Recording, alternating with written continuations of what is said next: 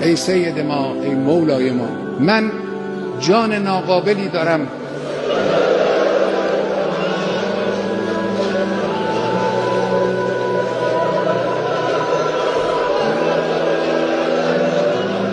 جسم ناقصی دارم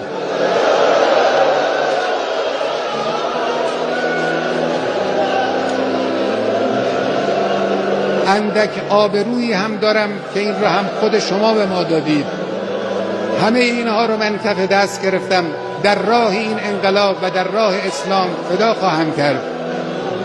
اینها هم نثار شما باشه. سید ما، مولای ما، دعا کن برای ما. صاحب ما تویی، صاحب این کشور تویی، صاحب این انقلاب تویی. پشتیبان ما شما هستید. ما این راه رو ادامه خواهیم داد، با قدرت هم ادامه خواهیم داد. در این راه ما رو با دعای خود، با حمایت خود، با توجه خود پشتیبانی بفرما.